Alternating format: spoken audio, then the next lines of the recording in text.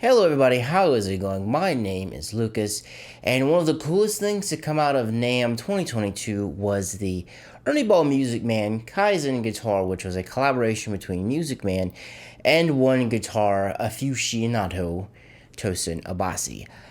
I actually got to play the guitar when I went to NAMM, so I'm going to talk about a little bit about the guitar. I'm going to give you some of the specs for those who don't know, then I'm going to give you my playing impressions and talk about the guitar a little bit. So if this is your first time here or if you've been here before, make sure you are subscribed. I do NAMM stuff like this. I do mixing tutorials, Axe Effects tutorials, gear reviews, and I do giveaways from time to time. I don't want you to miss any of that cool stuff, so make sure you are subscribed. So without any further ado, let's jump right in and talk about the Kaizen guitar. So like I said, I'm going to go over the specs a little bit. I know this all came out a little bit a while ago, and I'm sure a lot of you already know this, but for those who don't, I'm going to go over it. Look at the chapters down below if you can skip ahead to the stuff that you're interested in. The Kaizen, and that is how it's pronounced. I'm proud of myself because I got it right without ever watching the video that Tosin did. He has a video on it that kind of explains the stuff about it. So, blah, blah, blah, built for the modern player, blah, blah, blah, blah. It's offered in an alder body, roasted maple neck, ebony fret, and an ebony fretboard. It is multi-scale, so the high E string is 24.75, which is like a Gibson scale, and then the very top is your Fender scale. Did say the very top? The low E is a 25.5. Infinity radius neck, which what this means basically is that the fretboard itself is tilted toward you, so if you're looking down at the guitar, it's easier to see the bottom. That's why the fret markers are on the bottom. It's easier to see. You don't really have to like look over the guitar per se. It has the Steinberger gearless locking tuners. The tuners are very interesting. It like goes in and goes down string wise. I have some thoughts on that. One of the biggest questions is the new Music Man pickups. It's a custom heat-treated pickup. That is the name of it. I don't really think it's actually used heat to treat it. I was very confused about that when I first heard it. It is slanted to deal with the multi-scale. You have a multi-scale tremolo, which I have thoughts on that. Dedicatedly? Yeah, okay, that's right. Dedicatedly contoured means it's really contoured to fit your body.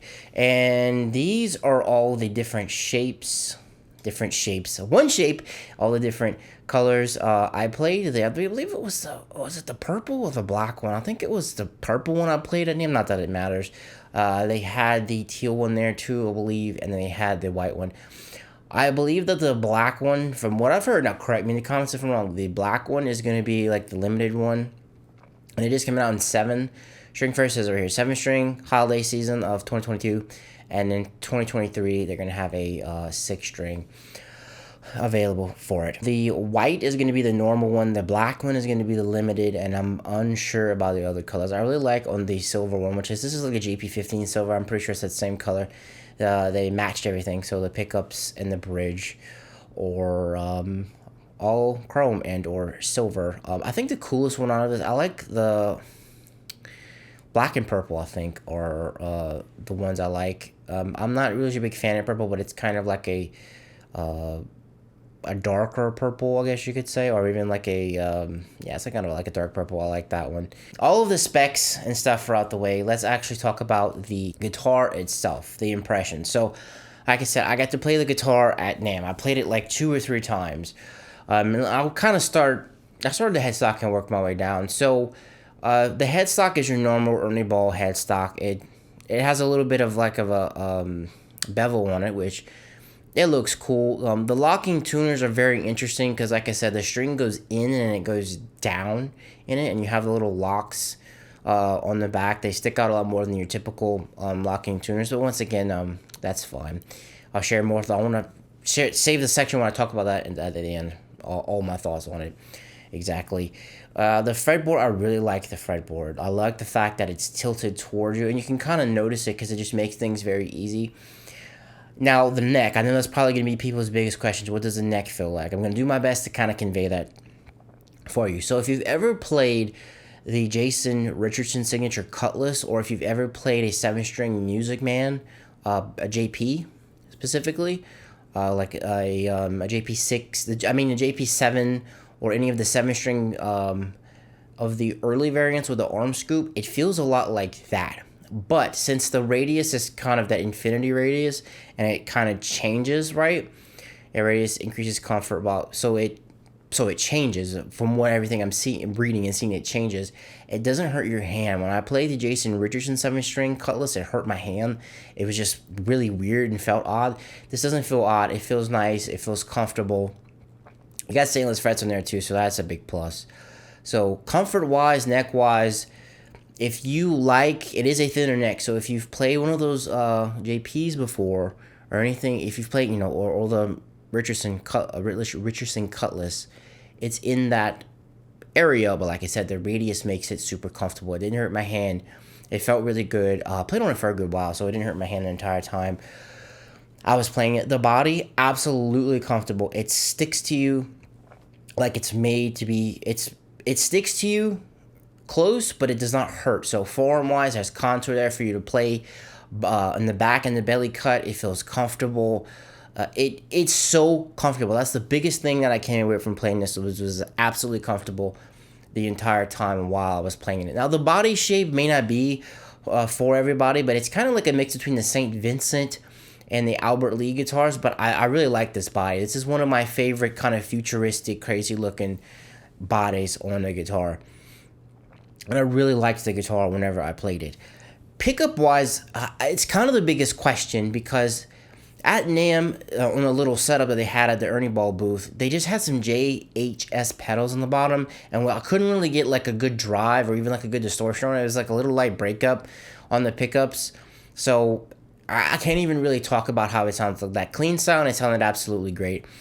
For the pickup selector, I'm pretty sure it's a 3-way, if I'm remembering correctly. You have bridge neck, and I think the middle was kind of like a single coil split type of thing. I'm trying to remember because I can't really find any literature on it. They didn't have any there, and I'm just going off of what I heard. Like I just had headphones on. I mean, it's NAMM and it's loud, so it's really kind of hard to get a read on it exactly how it's split, but that's kind of like what it was. So the middle position, if it's both of them together, it was more or less like kind of like on Tosin's signature Fishman's. It kind of had that little single coil sound going on it. I don't know if it had a battery in it. I don't think it did. I really can't remember because I really didn't look at the back of it all that much. So once again, if I get anything wrong, please correct me in the comments down below. I am open to corrections. So I really liked the guitar. It was really comfortable. Some of the I don't say concerns, but some of the I don't say concerns. I don't say call them issues, but a little bit concerns was. So 7-string. So 24.75 to 25.5 on a 7-string. That's too short for me. That is perfect for a 6-string, okay? I say perfect. It's a little better for a 6-string. But for the 7, I would have liked to see 26 or 26.2, 26.5. That would have been absolutely perfect for it. It is multi-scale. It's a slight multi. It's really not that much, so it's comfortable underneath your hand. The headless multi-scale Black Cat I have is a little more than that. It's like 27 to 25.5, which is good for a 6-string. So like I said, better for a 6 in my opinion. Another kind of issue I kind of have is I wish the scale would have been a little bit different because with those locking tuners, I don't know how thick you're going to be able to go using strings on it because of the way it is, you can't really route it out. So like on my JPX7 I had a long time ago, the tuners that they used were Schallers, and it was basically a 6-string set, so the hole wasn't as big. So if you wanted to use anything like about 59 or 60, you had to like use a drill and kind of make some space, which I did and it was fine. But I don't think you're going to be able to do that here because of just how the gear is. So there's like, it's almost like a bass. So you have the circle here and the string comes in and it goes down and it comes back up. And I think that's when you clip it. So it comes in and it comes up and you clip and it comes down like that, right? And then like you twist from the top and the locking mechanism in the back comes up and it pushes it, right? So I don't know how you would route that out. I don't know how big the holes are. So those are some issues that are going to have to be looked around whenever you get the guitar, whenever you are playing it. The radius, I love. The pickups, I talked about those before. They sound really good clean, distortion-wise. Not 100% sure because the setup we had at NAMM was not the best. It is, like I said, it is really comfortable. As of June 17th, 2022, we do not know price officially. We do not know when they are going to be available for pre-order. I tried pre-ordering one from my Sweetwater rep. He said Ernie Ball does not have a SKU for it in their system, so he cannot order it for me. I did see on the internet somewhere someone claimed that they already pre-ordered it from Sweetwater, and it was it was $3,500, and it was like $37 after tax. I cannot confirm that as of right now, you can't pre-order it. And this other fellow who said he pre-ordered, he said he pre-ordered it from Sweetwater the Monday after NAMM, and he said maybe they shut him down. I don't know. I'm just relaying you from what I have seen. So rumors out there that it is 3.7K after tax. That is from ordered from Sweetwater, but my Sweetwater rep said that he could not order it. So that is really all the information that I have on it right now about pricing. So it looks like, I don't know, I guess pre-orders are going to open up pretty soon, because it looks like they're from what we read on the site, it looked like it's going to be delivered holiday season of 2022. And then in 2023, we are going to get the 6-string model. It is a really cool guitar. It is something that's really interesting. I do hope that the price is not like 6K, because that's what a lot of the JP Majesties are going for these days, which that's a little pricey. So if they keep it in that $3,000 range, I think it would be a really smash hit. And I think I am gonna pre-order one because I wanna test it out. I wanna do a review for you guys. So make sure you stay tuned for that. So if you have any other questions about the guitar, please put me a comment in the comment section down below. Oh, one comment I had about the bridge. The bridge kind of looks weird. Since they have that like sheet metal and it's like angled. Music Man does that on all their bridges. They like cover it to protect the tuners. It's weird. The way the sheet metal is. It's kind of the only part of the guitar I'm kind of disappointed with. Is kind of like how that angle is on the bridge. But that's something that's really tiny, and I'm sure they tried other ways, and that was probably the best way that they could do it. But that is gonna wrap it up for the Music Man Kaizen. By the way, Kaizen is a Japanese word for continual change or continual growth over time. Got that from the Tosin video. Just want to drop that little knowledge there.